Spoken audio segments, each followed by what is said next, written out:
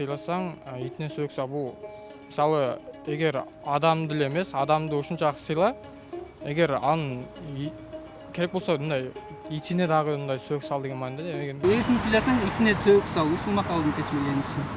Эми ошол адамды кадырла, сыйла дегендей маани болуш керек.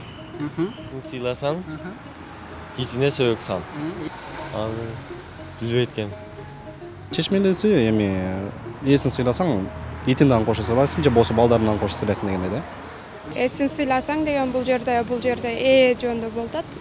Мисалы иттин ээси жөнүндө, адамдын ээси, мисалы үйдө деле үйдү башкара турган атабыз бар. Атабызды көбүнчө апабыз айтып калат. Атаңдын кийимдерин жерге салба, аны дайыма бийик жерге койгула, тебелебегиле деп. Кыргыздарда көз өтүп кеткен адамга арнап аш берүү салту бар.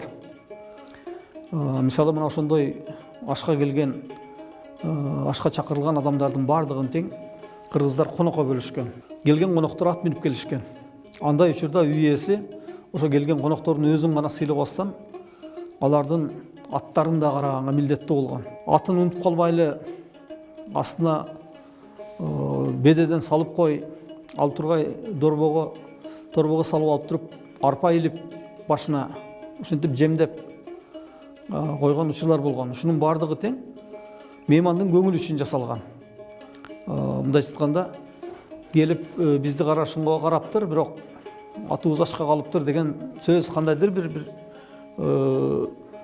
жаман терс пикир өздөрү менен кошо кетпесин деп ушулардын бардыгын тең жадынан чыгарбастан коноктун көңүлүн алганга аракет кылышкан.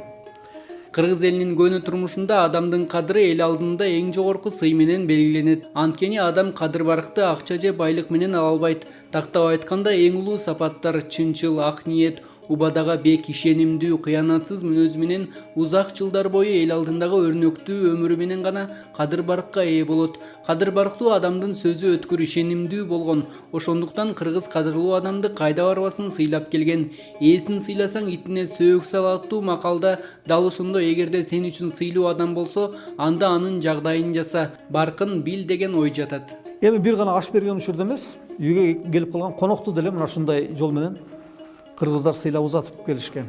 Мына ошондой мезгилдерде калган. Кээде айталык ээрчип ит келип калган учурда болгондагы. Анан андай учурда баягы ошол ээсинин артынан ээрчип келип, конок болгон үйгө корголоп, себеби чоочун итти айылдагы иттер талап коюшкан. Анан ачка калбасын үчүн ага дагы арткан бүткөн баягы сөөктү таштап койгон да.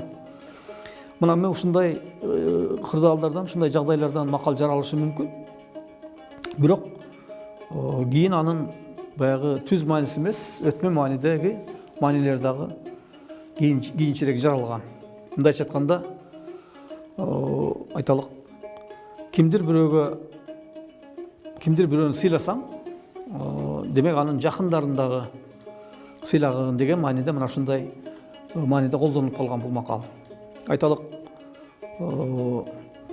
агаңды сыйласаң, анда жеңеңдин кандай экендигине карабастан, ушул агаңдын көңүлү үчүн анда жеңеңди да сыйлашың керек. Же болбосо башка бир туугандарды дегендей да. Мына ошондой мааниде ээсин сыйласаң, итине сөөк сал деген макал мына ушундай мааниде колдонулуп келе жатат.